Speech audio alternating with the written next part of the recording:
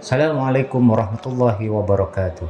Kepada yang terhormat dosen penguji uji kinerja PPG Daljab Transformasi Plus Kemenag BED 1 tahun 2025. Perkenalkan, nama saya Syamsuddin, mahasiswa PPG Daljab Transformasi Plus Kemenag BED 1 tahun 2025 di LPTK UIN Sunan Kalijaga, Yogyakarta, dengan nomor peserta 185 140 016 4014. Merindu mahasiswa 244 041 22087.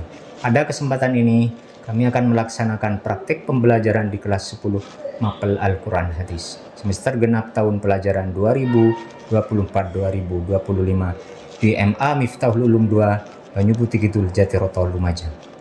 Mohon arahan dan bimbingan pada dosen penguji untuk perbaikan ke depannya. Selamat menyaksikan. Assalamualaikum warahmatullahi wabarakatuh.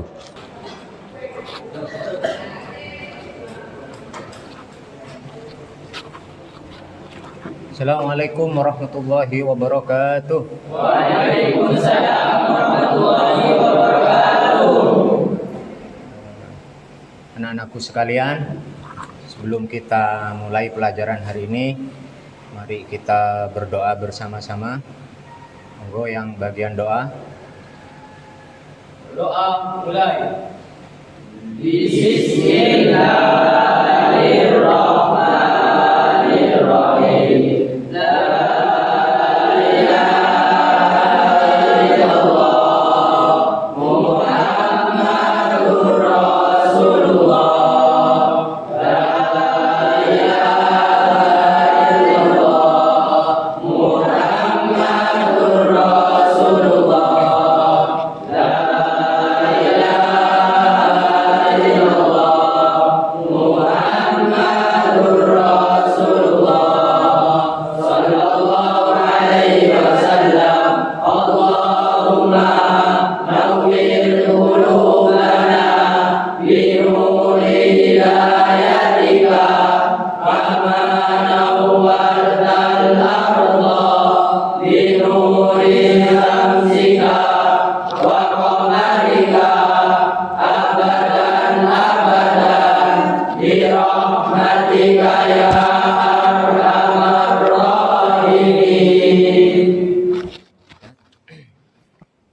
Bagaimana kabar kalian hari ini?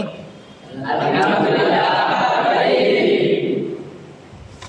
Baiklah, sebelum pelajaran dimulai akan saya absen satu persatu. Abdul Rashid, Abdul Latif, Hadir. Abdul Rafiq, Hadir. Abdul Yusuf, Hadir. Ahmad Dhani, Hadir. Ahmad Fatahillah, Ahmad Maulana, Hadir. Ahmad Rofiki, Ahmad Syarifuddin, Hadir. Ahmad Wildan, Adnan Maulana, Hadir. Alvin Ilham, Hadir. Alvin Ramadhani, Ali Imron. Sudah masuk semua ya hari ini? Nah, untuk pertemuan hari ini, materi pelajaran yang akan kita bahas tentang fungsi hadis terhadap Al-Quran. Sebelumnya saya tanya, siapa yang tahu tentang fungsi hadis terhadap Al-Quran? Ayo angkat tangan yang bisa jawab.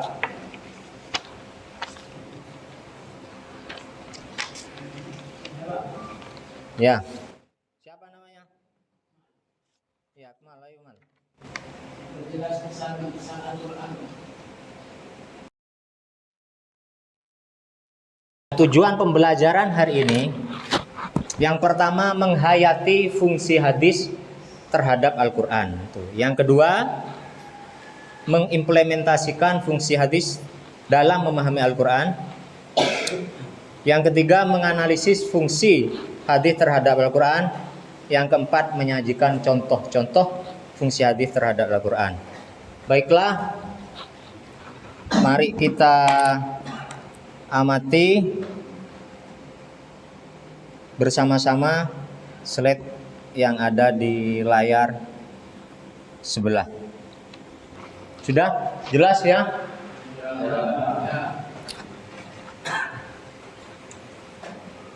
Ini topik hari ini adalah fungsi hadis terhadap Al-Quran. Fungsi hadis terhadap Al-Quran memperjelas pesan-pesan Al-Quran atau memperjelas firman-firman Allah yang ada dalam Al-Quran secara lebih lengkap dalam mencapai tujuan penciptaan manusia dan juga menjabarkan hukum-hukum dan ajaran Islam. Karena apa? Manusia diciptakan tujuannya untuk beribadah. Biar ibadahnya sempurna, maka perlulah ada hadis yang memperjelas ayat-ayat Al-Quran. Sudah? Selanjutnya, fungsi hadis terhadap Al-Quran ada berapa? Yang pertama, yang kedua, yang ketiga, yang keempat. Sudah, mari kita bahas satu-satu. Yang pertama, bayan takrir. Bayan takrir di sini sering disebut juga dengan bayan takkid atau bayan isbat.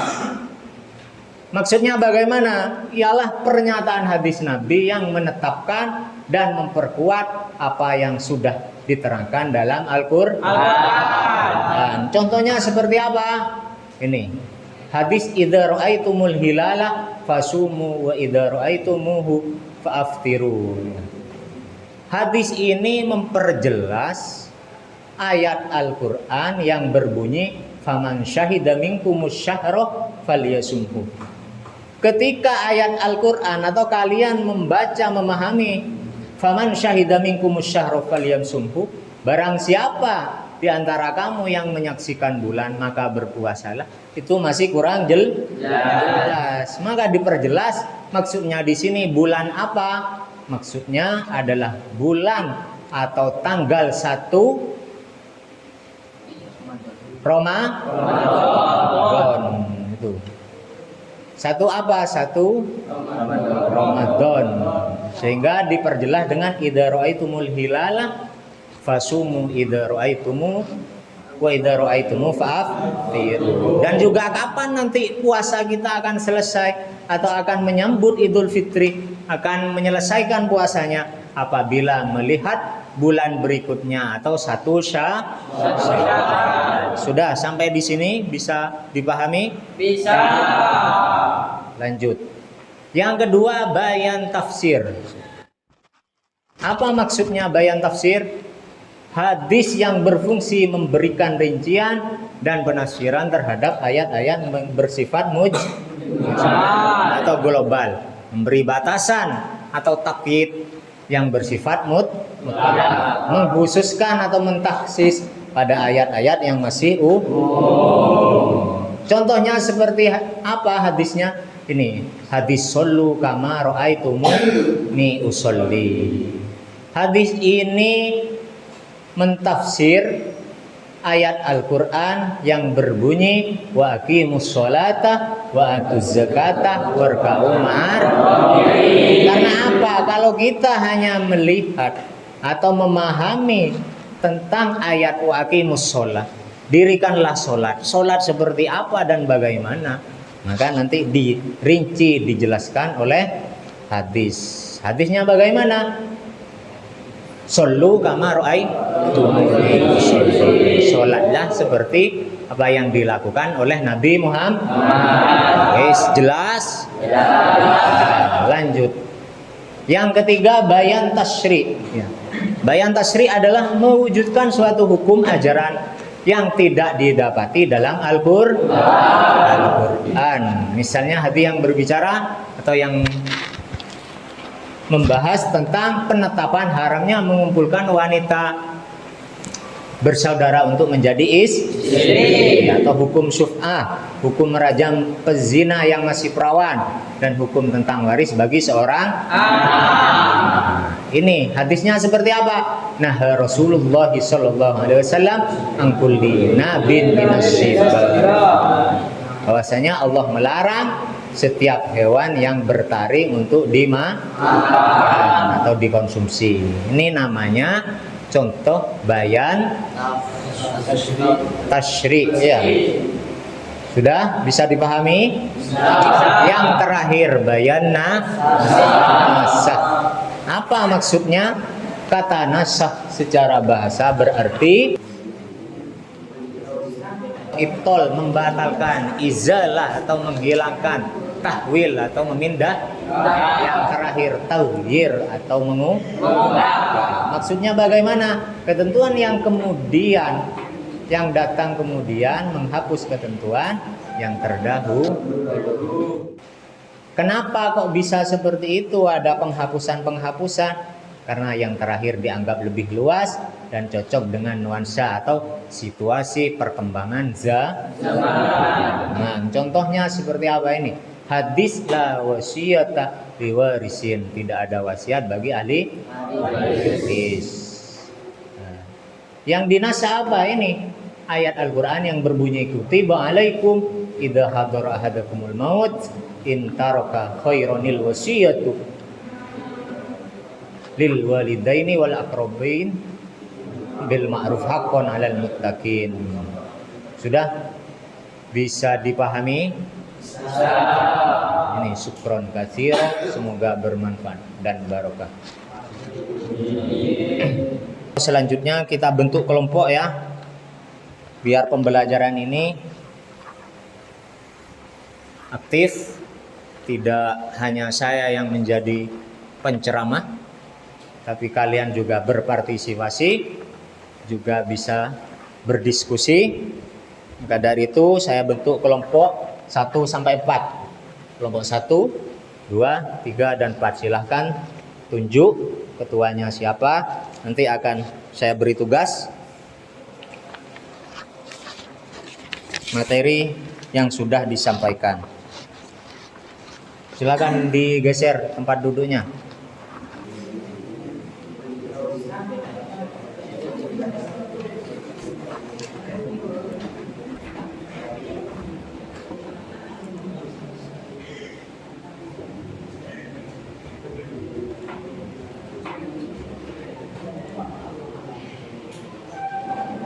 Ayo perhatikan yang lain.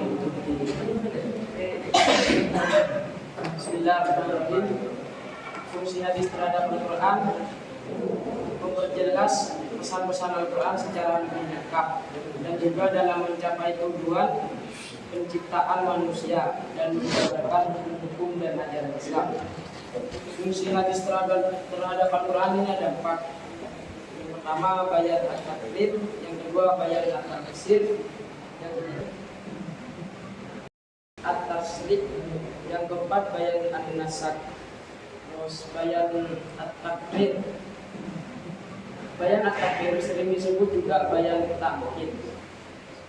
Contoh hadisnya idza ra'aitumul hilal fasumu, idza ra'aitumu fa'aftiru.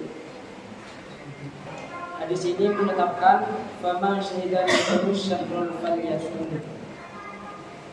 Terima kasih. Terima kasih. Sudah bagus, aplaus untuk kelompok 1.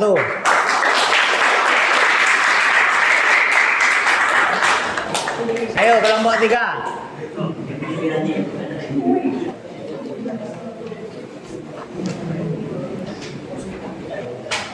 Siapa namanya ketua kelompoknya? Oh, monggo. Bismillahirrahmanirrahim. Fungsi hadis terhadap Al-Quran memperjelas pesan-pesan Al-Quran secara lebih lengkap dan juga dalam mencapai tujuan penciptaan manusia dan menjabarkan hukum-hukum dan ajaran Islam. Fungsi hadis terhadap Al-Quran ada 4. Yang pertama bayan at-takbir, yang kedua bayan at-tafsir, yang ketiga bayan at-tasrih, dan yang keempat bayan an-nasakh. Nah, Rasulullah sallallahu alaihi wasallam an kulli nabiyyin nasiba. Rasulullah sallallahu alaihi wasallam melarang makan daging binatang buas yang mempunyai taring. Sudah, terima kasih. Terima kasih atas presentasinya dari masing-masing kelompok. Alhamdulillah sudah lumayan. Baiklah anak-anakku sekalian, kesimpulan materi pada pertemuan hari ini, fungsi hadis terhadap Al-Quran adalah untuk memperjelas ayat-ayat yang ada dalam Al-Quran. Ada yang untuk mentakrir, memperkuat atau menetapkan, ada yang mentafsir, memperjelas, ada yang mentasyri', menetapkan hukum baru yang tidak ada dalam Al-Quran. Terus yang terakhir, menasakh atau menghapus hukum yang sebelumnya ada. Fungsi hadis terhadap Al-Quran ada 4. Yang pertama bayan, yang kedua bayan, yang ketiga, yang keempat, dan itulah yang bisa kita pelajari pada pertemuan hari ini. Sekarang akan saya tanyakan apa yang sudah disampaikan, bahwa kalian sudah betul-betul paham atau tidak. Ya. Siapa namanya? Ya, Akmal, ayo Mal. Berjelas pesan Al-Quran. Ya, bagus. Pesan saya, teruslah berjuang, jangan pernah menyerah. Karena tidak ada perjuangan yang sia-sia. Ya. Menjaddah wajib. Barang siapa yang bersungguh-sungguh, dia akan berhasil. Itu saja yang dapat kami sampaikan. Terima kasih banyak. Semoga ilmu yang didapat hari ini menjadi ilmu yang manfaat, barokah fid dini wad dunya wal akhirah. Sebelum kami tutup, marilah kita berdoa bersama-sama. Doa mulai. Bismillahirrahmanirrahim. Subhanallahumma wa bihamdika asyhadu an la ilaha illa anta astaghfiruka wa atubu ilaik. Sudah, akhiru qauli hadza. Assalamualaikum warahmatullahi wabarakatuh. Waalaikumsalam warahmatullahi